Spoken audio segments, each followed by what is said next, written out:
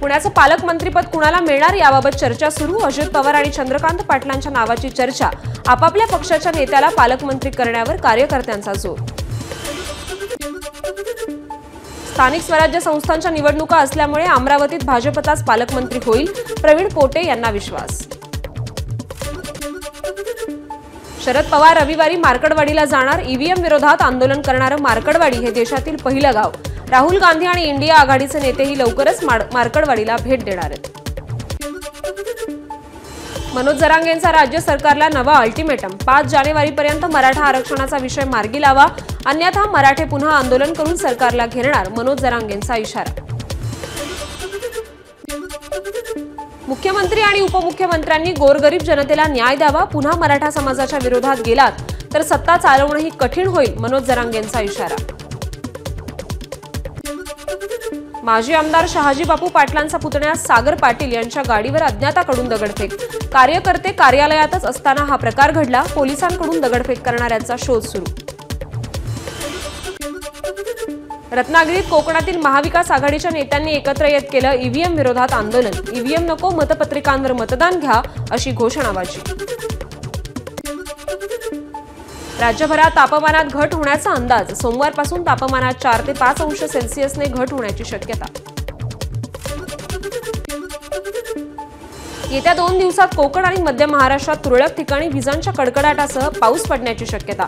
मराठवाड्यातही तुरळक ठिकाणी पावसाची शक्यता, तर विदर्भात हवामान कोरडं राहील असा अंदाज। सांगलीच्या वाळवा तालुक्यात वारणा पट्ट्यात अवकाळी पाऊस। पावसामुळे ऊसतोडणी खोळंबण्याची शक्यता। ऊसतोड मजुरांचे अवकाळी पावसामुळे हाल।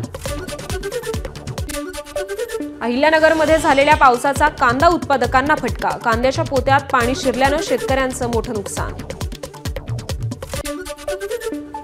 वाशिमच्या मंगरुळपीर तालुक्यात झालेल्या अवकाळी पावसामुळे शेतकऱ्यांनी विक्रीला आणलेला शेतमाल भिजला।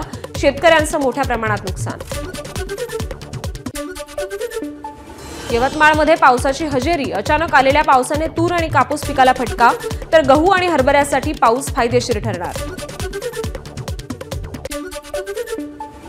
सिंधुदुर्गच्या सावंतवाडी आणि कुडाळमध्ये अवकाळी पावसाच्या हलक्या सरी। आंबा काजू उत्पादक शेतकरी धास्तावले। ढगाळ वातावरणामुळे आंब्याच्या मोहरावर किडीचा प्रादुर्भाव होण्याची शक्यता। पावसामुळे नाशिक शहरात पुन्हा खड्ड्यांचं साम्राज्य। मनपाच्या कार्यपद्धतीवर प्रश्नचिन्ह। रस्त्यात पडलेले खड्डे लवकरात लवकर दुरुस्त करण्याची नागरिकांची मागणी। नंदुरबारमध्ये पीक विमा काढण्यावरून शेतकऱ्यांची नाराजी। खरीप हंगामात नुकसान भरपाई न मिळाल्यानं पीक विमा का काढायचा, शेतकऱ्यांचा सवाल। कृष्णा नदीतील दूषित पाण्याविरोधात नागरिक जागृती मंचाच्या वतीनं आंदोलन। शेरी नाल्यातील पाणी मुख्यमंत्री फडणवीस, उपमुख्यमंत्री एकनाथ शिंदे, अजित पवारांना पाठवलं जाणार। गोदावरी नदी तात्काळ प्रदूषणमुक्त करावी, अन्यथा कुंभमेळा दरम्यान गोदावरी स्नान करण्यास बंदी घालावी। राजेश पंडित यांची सरकारकडे मागणी।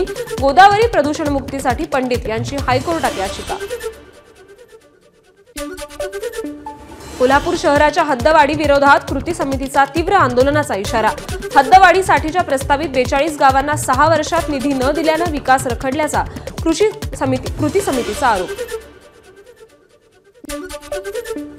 बोईसर तारापूर औद्योगिक कार्यक्षेत्रात कारखान्यांमधून निघणारं रासायनिक सांडपाणी नाल्यात सोडल्याचं समोर। प्रदूषण नियामक मंडळाने तपासणीसाठी घेतले पाण्याचे नमुने। खिशात ठेवलेल्या मोबाईलचा स्फोट झाल्यानं गोंदियातील एका शिक्षकाचा मृत्यू। सुरेश संग्रामे असं मृत्यू झालेल्या व्यक्तीचं नाव, तर त्यांच्यासोबत असलेले नथू गायकवाडही गंभीर जखमी। आज चंपाषष्ठीनिमित्त जेजुरीच्या खंडेरायाला वांग्याचं भरीत आणि रोडग्याचं नैवेद्य। यंदा 1200 किलो वांग्याचं भरीत करण्यात येणार असल्याची मंदिर संस्थांची माहिती। हजारो भाविक जेजुरीत दाखल। सिंधुदुर्गच्या वेंगुर्लेमध्ये घोडेमुखाच्या जत्रोत्सवाला भाविकांची मोठी गर्दी।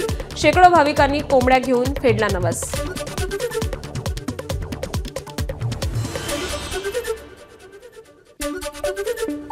जळगाव शहराला पाणी पुरवठा करणारी ब्रिटिशकालीन पाईपलाईन चोरीला। या प्रकरणी पोलिसांकडून 6 जणांविरोधात गुन्हा दाखल। 4घांना अटक। वडोदरा द्रुतगती महामार्ग वादाच्या भोवऱ्यात। पालघरमध्ये शेतकऱ्याच्या पत्नीची आत्महत्या। प्रकल्पग्रस्त जमिनीचा योग्य मोबदला न दिल्यानं आत्महत्या केल्याचा कुटुंबियांचा आरोप. पुण्यात गेल्या 4 दिवसात 5 हत्या. पुणे पोलीस आयुक्तालयाच्या हद्दीत वेगवेगळ्या भागात झालेल्या 5 हत्यांनी कायदा आणि सुव्यवस्थेचा प्रश्न ऐरणीवर. यवतमाळच्या घाटंजीत अनैतिक संबंधांच्या संशयावरून एकाची हत्या. 2 जण पोलिसांच्या ताब्यात. घाटंजीच्या मानोली शिवारातील ही घटना. चिपळूण गुहागर मार्गावर टेम्पो ट्रॅव्हल्सला अपघात. अपघातामध्ये 13 ते 15 जण जखमी. टायर फुटल्यानं बसचा अपघात झाला. चिपळूणमधील घोणसरे येथील घटना. एबीपी माझा, उघडा डोळे बघा नीट.